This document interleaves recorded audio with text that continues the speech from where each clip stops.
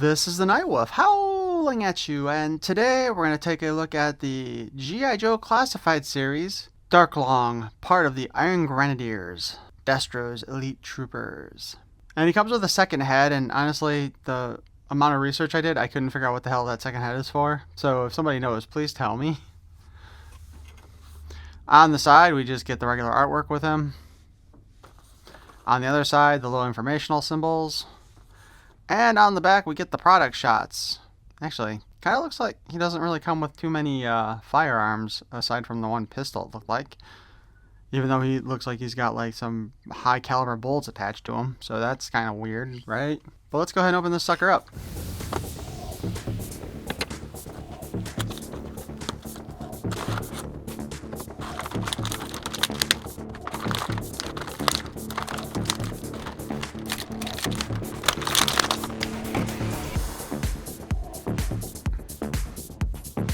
This guy's going to be an utter joy to pose, I can tell that right now.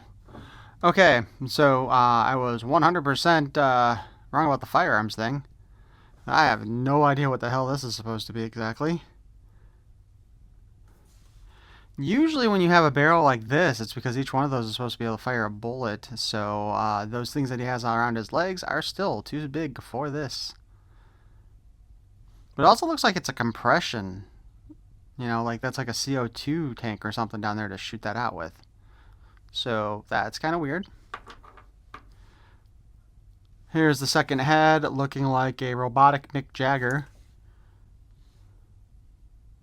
Honestly, at first I thought that was supposed to be a beard. But no, once it's open, it looks like it's a head. And it's supposed to be some kind of skull looking thing. So I don't know, maybe when you take that mask off of him, this mask is underneath still. And this definitely looks like a front-wearing mask because it does look like kind of a quilted hood and then the straps there.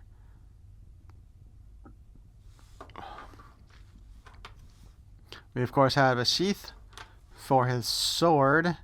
And I think this is supposed to be a family heirloom sword. Looks like it stays in there pretty well. And you can also see it through the holes. So we'll stick that on his back right now.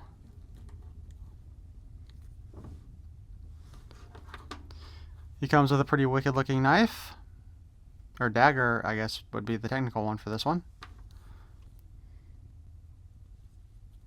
Into the sheath you go.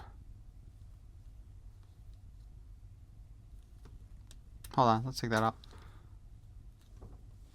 Alright, so he's just got a revolver, and pretty standard revolver, by the way.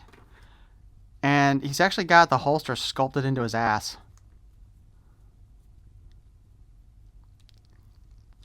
I don't imagine that this is going to go too well, to be honest. Oh, God.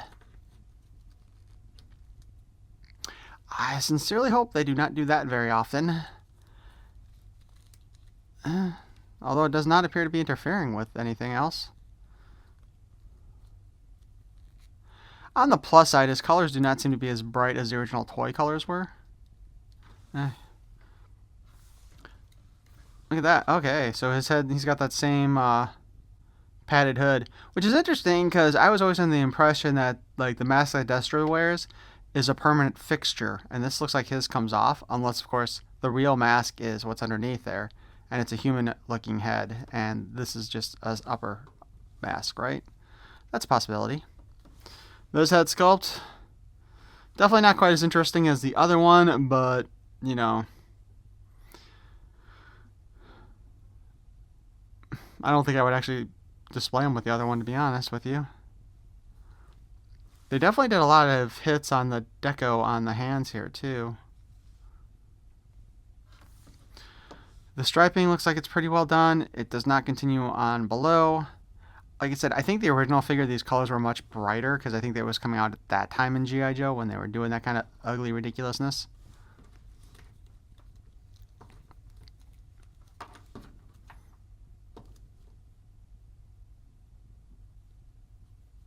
Why does this thing look like it's got two triggers?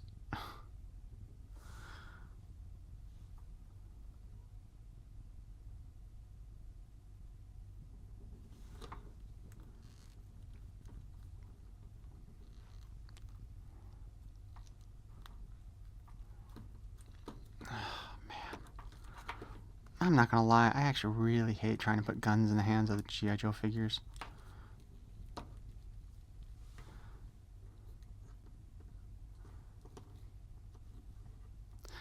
I don't know. I think the weapon's kind of dumb looking. But what do you guys think? And I don't know. I saw pictures of the original figure, but I didn't actually look at the equipment he comes with, so I don't know if this is actually something that he came with originally or not. I actually think it's more likely that they came with that than the sword. But let's go ahead and look at the articulation. His head is on a ball joint and can spin around. While it does feel like the neck's on the standard kind of joint there, it does not seem to want to move as much as previous Joes do, so we don't really have the chicken neck thing this time. Arm hinges up. The pauldron does not interfere with that, or shoulder padding, whatever you want to call it in that case, because it's not coming off the shoulder, it's just on the shoulder. We do have a butterfly joint that seems like it's a pretty decent one. We can spin the arm around all the way. We got ourselves a double jointed elbow. And a spin at the wrist, and the up and down hinge articulation for that. He has a boob cut, and his sword just fell off. And oh, that is ugly around the harness. The problem with the boob cut is you don't get quite the waist or the ab crunch effect that you do with the other style. Though the, boob cut does look better figure-wise. It just doesn't give you the same kind of range of motion. Of course, we do have the hips that rotate all around. Not the hips, the waist. Like, again, I think I've said this before, but I got to give respect to the designers of these things because they definitely mimicked the 3 3/4 inch Joes quite well with most of that. There is, of course, a bicep cut, too. Don't want to forget about that. He's got those drop-down hips. They don't drop a whole lot.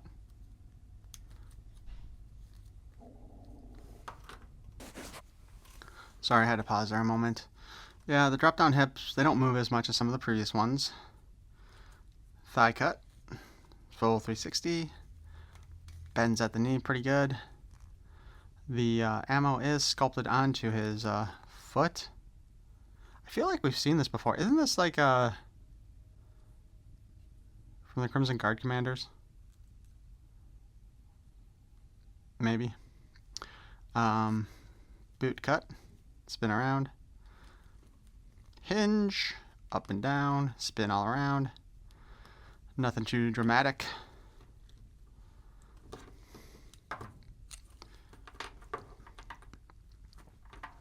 I do like the sword design. It looks pretty spiffy. Now, let's swap out his heads. Still not sure why he'd want to do that. Did this happen in the comics? If you do know that, please let me know. I have not finished reading the compendium I bought. Okay, I have not even started reading the compendium I bought. I really need to, but I've been reading more manga lately again. So that's our Darklon figure.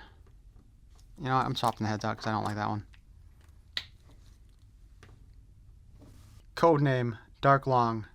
Evader Driver. That's, of course, a vehicle. Darklon is a distant cousin of the Destro clan and the last of a long line of privateers, mercenaries, and investment bankers. From his cast iron castle in the Alps, I bet you that thing rusts a lot, he dispatched his private armies to do battle for the highest bidder until Destro called upon him to lead his legions in his bid to take over Cobra. Completely unhindered by ideology or ethics, Darklon is motivated purely by greed. His telephone solicitors have been known to drum up business for his mercenary army by offering reasonable hourly rates and cash rebates. You know what? I'm going to assume that this was not written by Larry Hama. So anyway, overall, there's a lot of people excited for this figure. I'm not so much excited about him. He doesn't even really fit the Iron Grenadier color scheme very well, which I guess maybe that's why, because he's actually a family member and not just a trooper or whatever. But God, that is such a stupid looking weapon. Like, he'll go up in the display, but he's not exactly going to be a high focus figure for me at any rate. I know there are a lot of people who like him and he has his fan base, but if you enjoyed this review, please feel free to, I don't know, slice that like button. And if you want to hear more of my nonsense, please feel free to subscribe. I thank you for watching. Peace and love.